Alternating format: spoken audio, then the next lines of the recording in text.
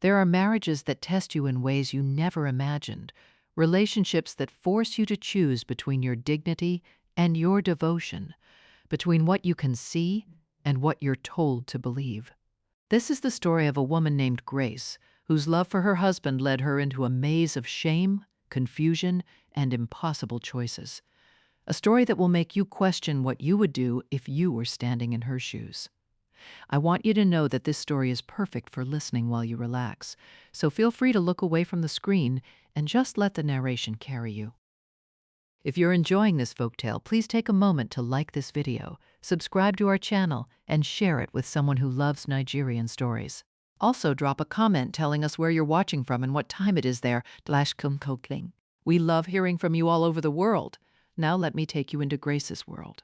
Grace met Daniel when she was 24 years old, working as a receptionist at a small shipping company in Akida. He was a sales representative who came in twice a week to check on deliveries, and from the first day she noticed him, she felt something shift inside her chest. Daniel was not the most handsome man she had ever seen, but there was something about his smile, about the way he spoke to her with genuine interest, that made her feel seen in a way she had never experienced before. He asked about her day, remembered small details she mentioned in passing, and always brought her a bottle of cold water on hot afternoons. Their courtship was slow and steady, the kind that built trust brick by brick. Daniel told her about his struggles growing up in Ajagunle, how his father had died when he was 12, leaving his mother to raise 5 children on a food seller's income. He spoke about his determination to break free from poverty, to build something meaningful with his life. Grace admired his ambition, his work ethic, and most of all, his kindness. When he proposed to her after 2 years of dating, presenting a simple gold ring he had saved for months to buy, she said yes without hesitation. The first 2 years of their marriage were everything Grace had dreamed of. They lived in a modest 2-bedroom flat in Ogba, and though money was tight, they were happy. Daniel worked long hours, sometimes leaving the house before dawn and returning after dark. But he always made time for her. He held her hand when they walked to the market, kissed her forehead before leaving for work, and told her she was the best thing that had ever happened to him. Grace believed him completely. But then something changed. It started subtly, so subtly that Grace almost convinced herself she was imagining it. They would be walking together on the street, and Daniel's eyes would drift toward a woman passing by. At first, Grace told herself it was natural, that men noticed beautiful women the same way women noticed handsome men. But it was not just noticing. Daniel's gaze would linger too long, his head turning to follow the woman even after they had passed. And then Grace noticed something that made her stomach turn with disgust and embarrassment. When Daniel stared at these women, his body responded in a way that was visible, undeniable, shameful. The first time Grace truly understood what was happening, they were at a family wedding. Daniel's cousin was getting married, and the hall was packed with guests dressed in their finest clothes. Grace wore a beautiful Ankara dress she had sewn specially for the occasion, and she felt proud to be there with her husband. But as the ceremony progressed, she noticed Daniel's attention wandering. A bridesmaid in a fitted dress walked past their table, and Daniel's eyes locked onto her. Grace watched in horror as his body reacted, the evidence pressing against his trousers in a way that anyone who looked closely could see. Grace felt her face burn with shame. She leaned close to him and whispered urgently that they should leave, that something was wrong, but Daniel seemed almost unaware of her presence. His eyes were still following the bridesmaid, and when Grace tugged at his sleeve more insistently, he finally turned to her with an expression that was almost dazed, as if he had been pulled from a trance. They left the wedding early, and on the drive home, Grace sat in silence, her mind churning with confusion and humiliation. That night, she confronted him. She told him what she had seen, how embarrassed she had been, how disrespected she felt. Daniel's reaction stunned her. He did not deny it, did not apologize with any real conviction. Instead, he told her she was overreacting, that it was a natural bodily response he could not control, that she was being too sensitive. Grace felt her anger rising, but beneath the anger was something worse, a deep, aching hurt that the man she loved could treat her dignity so carelessly. The incidents continued, each one chipping away at Grace's sense of self-worth. At the market, at church, on the bus, at restaurants, Daniel's eyes would find other women, and his body would respond. Grace began to dread going out with him in public. She felt the eyes of strangers on them, saw the knowing smirks of other women, felt the pitying glances of friends who had witnessed her husband's behavior. She became withdrawn, stopped attending social events, and made excuses when friends invited them out. At home, Grace tried to understand.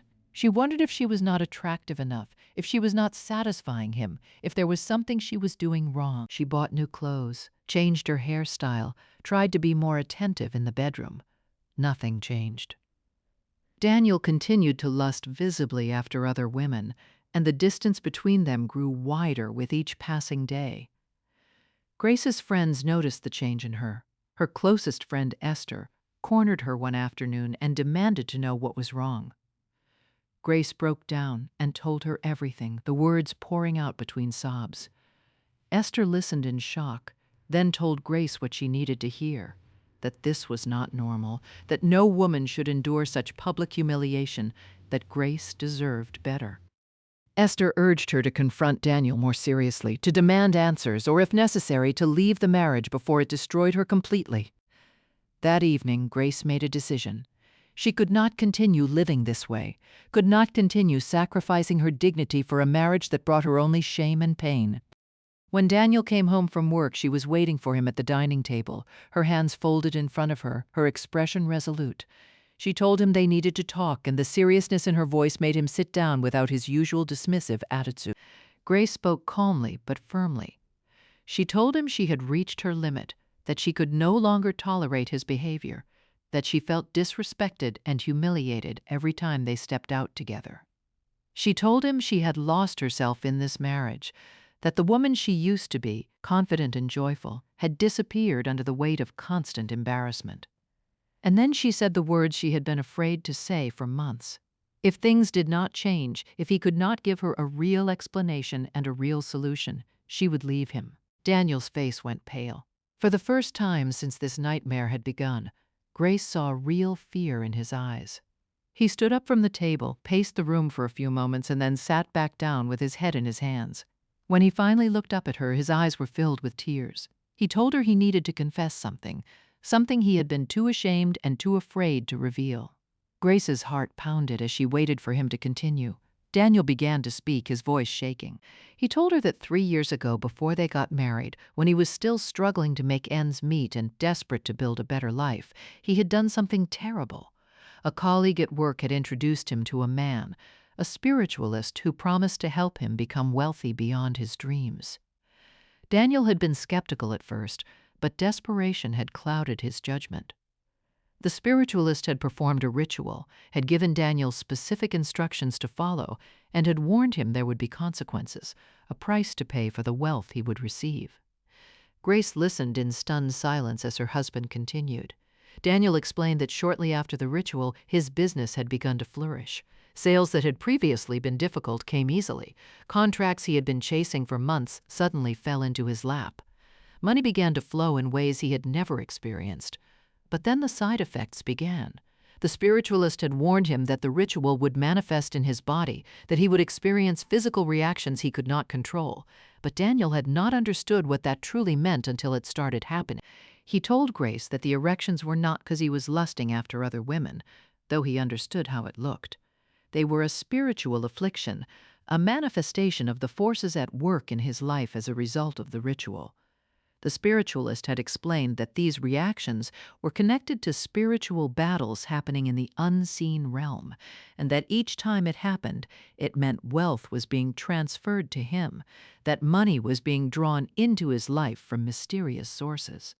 Daniel looked at his wife with desperate eyes and told her he knew how insane it sounded, how impossible it was to believe, but he swore it was the truth. He said he had wanted to tell her so many times but had been too ashamed, too afraid she would leave him if she knew what he had done. He begged her to believe him, to understand that he had done it for them, for their future, so that they could have the life they both wanted. Grace sat frozen, unable to process what she was hearing. Part of her wanted to scream at him for being so foolish, for making such a dangerous decision without her knowledge, for involving them both in something dark and spiritual without her consent. But another part of her recognized the truth in what he was saying. She had noticed, though she had not wanted to acknowledge it, that their financial situation had improved dramatically over the past 3 years.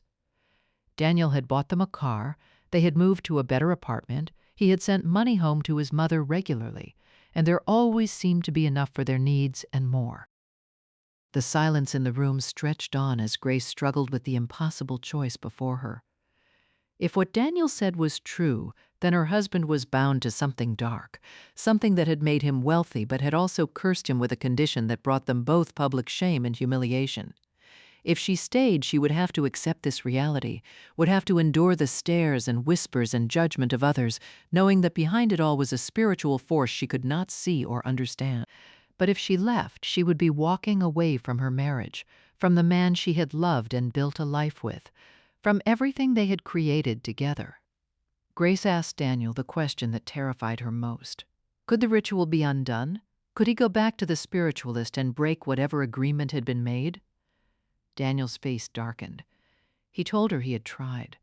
Months ago, when the reality of what he had done began to weigh on him, he had gone back to the spiritualist and asked if there was a way to reverse it.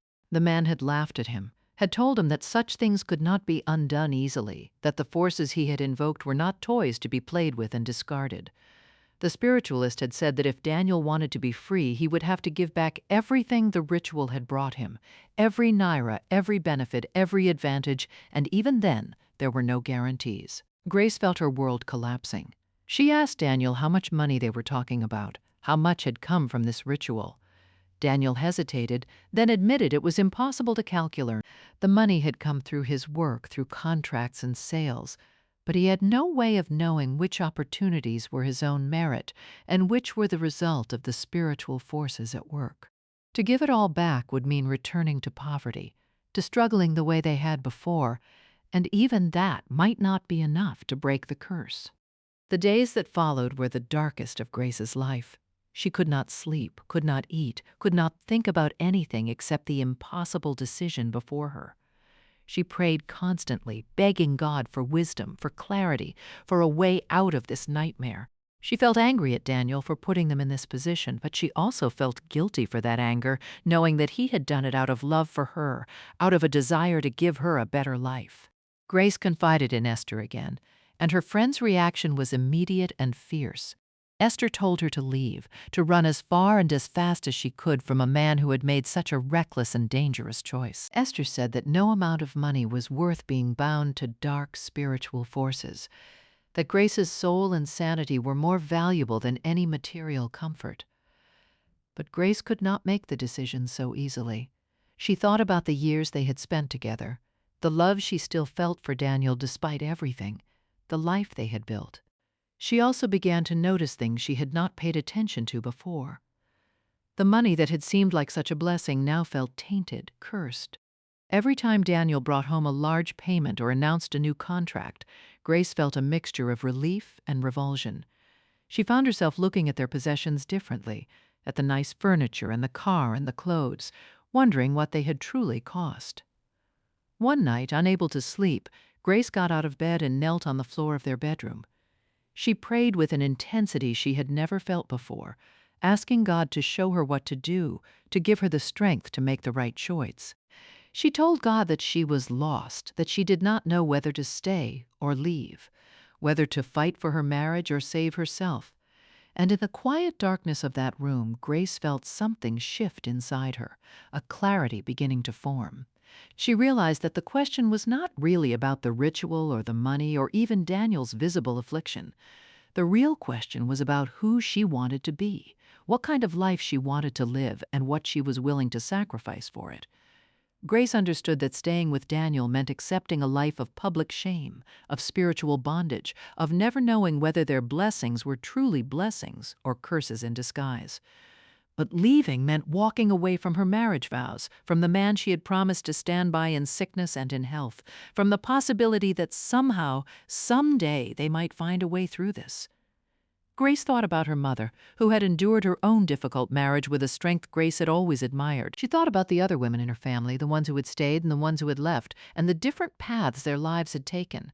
She thought about what it meant to be a wife, what it meant to love someone, and what it meant to love yourself.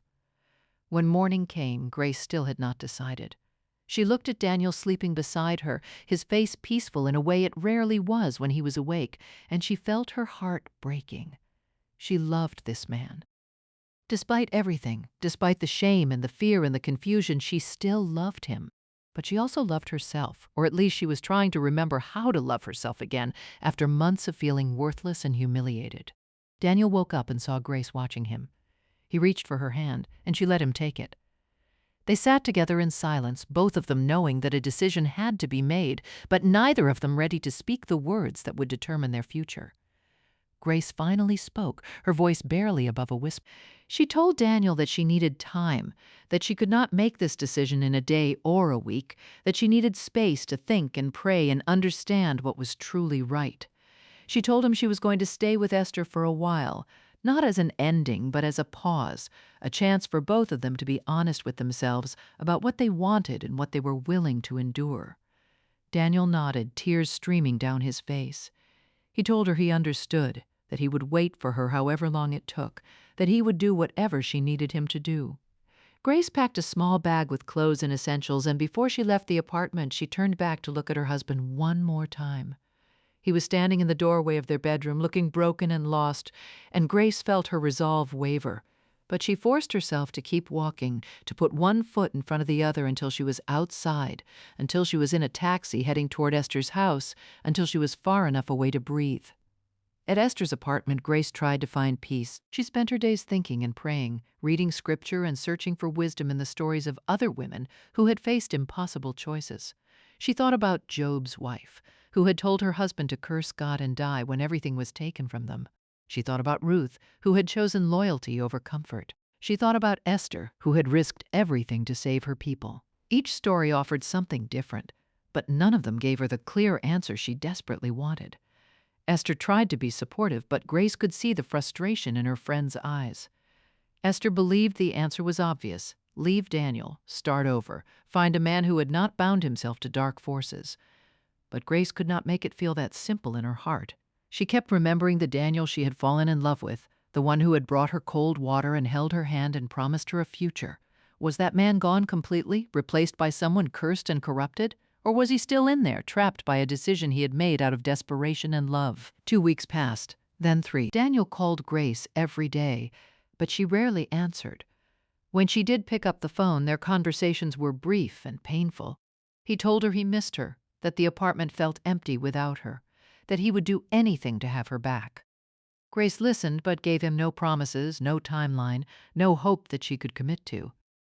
And then something happened that changed everything. Esther came home one evening with news that made Grace's blood run cold. One of Daniel's colleagues had died suddenly, a man who had also been introduced to the same spiritualist, who had also performed rituals for wealth. The man had collapsed at work, and by the time he reached the hospital, he was gone. The doctors could find no medical explanation for his death, but everyone who knew him understood what had really happened. The price of the ritual had come due. Grace felt her entire body go numb. She thought about Daniel, about the forces he had invoked, about the price that might one day be demanded from her.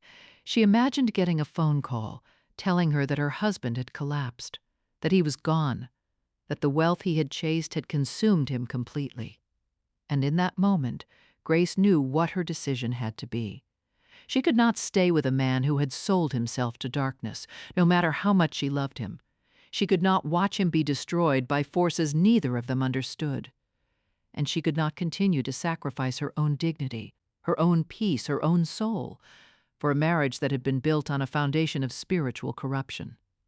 Grace went back to the apartment the next day.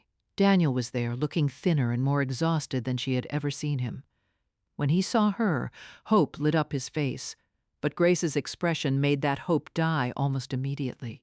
She told him about his colleague's death.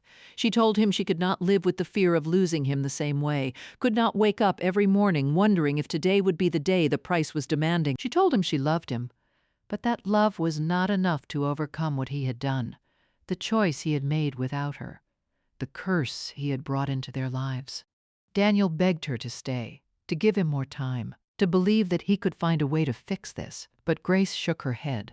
She told him she was filing for divorce, that she needed to save herself while she still could, that she hoped he would find a way to break free from what he had done, but that she could not be there to watch him try or watch him fail. The divorce was finalized 6 months later. Grace moved into a small studio apartment and started rebuilding her life piece by piece. It was not easy. She struggled financially, worked long hours at a new job, and spent many nights crying into her pillow.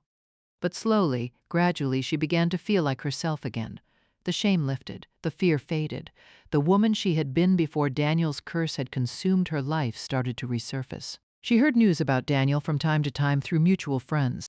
He had left his job, had moved back to his mother's house, had become withdrawn and isolated. No one knew if he had found a way to break the ritual or if he was still living under its influence. Grace felt sadness when she thought about him, but she did not regret her decision. Years later, Grace met a man named Peter at church. He was quiet and steady, worked as a teacher, and lived a simple life. They took their time getting to know each other, and when he eventually proposed, Grace said yes with a peace she had not felt in years. At their wedding, surrounded by friends and family, Grace looked at her new husband and felt gratitude wash over her. She had chosen herself, had walked away from darkness, and had found light again on the other side. And Daniel? Some say he is still bound to the ritual, still living with the consequences of his choice. Others say he found a pastor who helped him break free, though he lost everything in the process and now lives in poverty deeper than he had ever known before. No one knows the full truth except Daniel himself, and he does not speak of it to anyone. This story carries a question that only you can answer. You were Grace standing at that crossroads between love and dignity, between staying and leaving, between accepting darkness for the sake of loyalty or choosing light for the sake of your soul. What would you do? Would you stay with a husband bound to spiritual forces, believing that love can overcome anything? Or would you walk away, choosing your own peace over the vows you made? The answer is not simple, and anyone who tells you otherwise has never stood in shoes like Grace's. But one thing is certain. Some prices are too high to pay, some sacrifices too great to make, and sometimes the bravest thing you can do is save yourself when the person you love cannot be saved. Think about this story, let it settle in your spirit, and ask yourself what you would do. And when you have your answer, you will know what kind of person you truly are.